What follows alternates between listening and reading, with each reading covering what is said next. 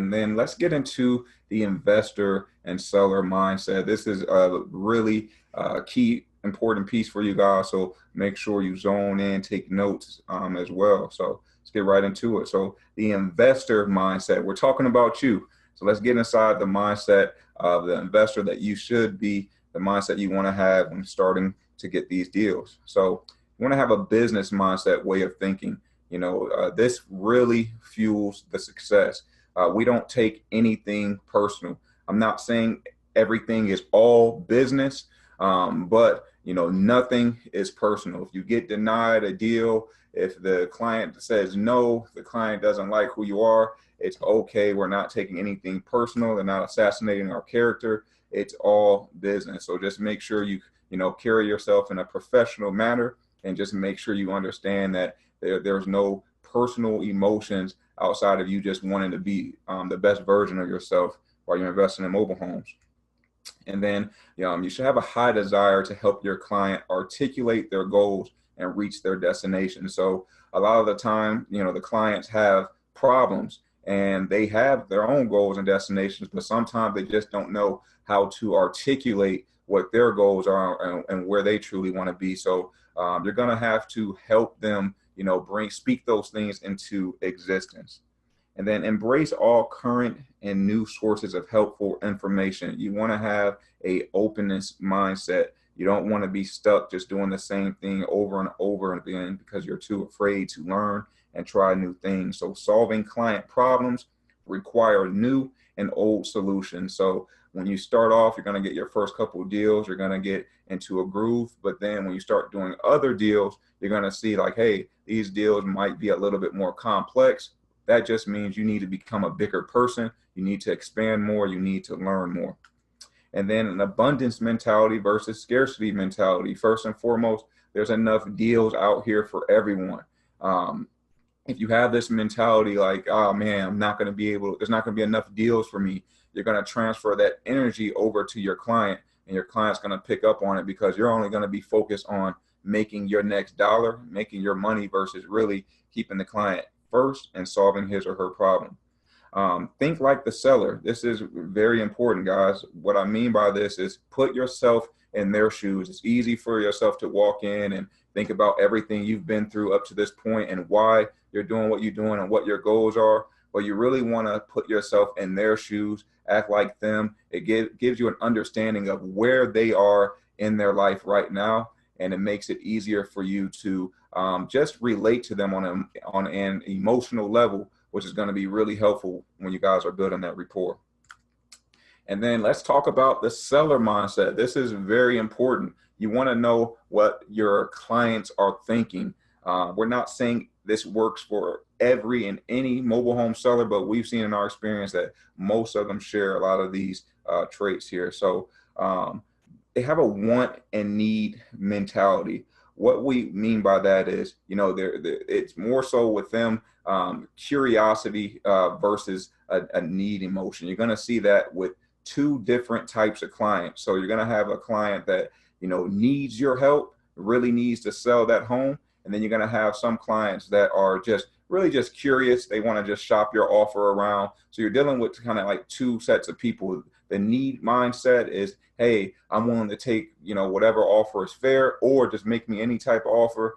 The want and the curiosity is just, hey, I'm just shopping around, just trying to see what I can get. Be careful because you can find yourself wasting a lot of time just providing any offer, and they're just shopping your offer around. So we're always searching for the need. You want there to be a need with the seller. Most of the sellers that we work with that, when we're getting those off-market deals and they are motivated, they do have that need. The ones that aren't motivated, they have a want versus a need.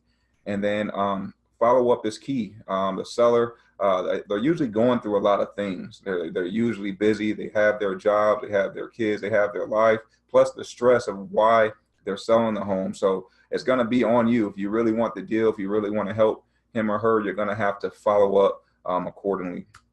And then just keeping it real with you, a lot of sellers don't trust you. They don't know who you are. They don't know, what you're about. But trust is earned, not given. That's why it's so important when you get to your appointments. I always show up at least 5 minutes early, because if I'm right on time, me myself, I consider that being late.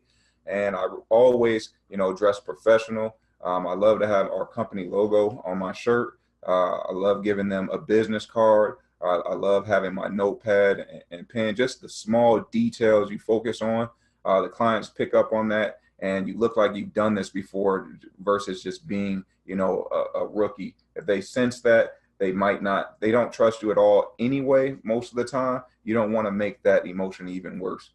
And just this little side note, I know when we first got started, we were like, hey, how do we dress to these appointments? Like, do you dress comfortably or whatnot? Should I wear a business suit? Business professional? You don't want to overdress, to be honest, because then you're going to look like a realtor. You want to look like a buyer, but you still want to look professional. So a nice polo, maybe some jeans or something like that. Yeah, jeans or khaki shorts. Yeah, something like that would be fine. You don't have to be super dressed up, but don't show up in sweats. That you want to be taken professionally. Yeah, even some nice slacks is okay, but wearing a big business suit or anything like that, you don't need that. You don't want to intimidate your clients. We're still working in mobile home parks, not, commercial real estate or single family homes.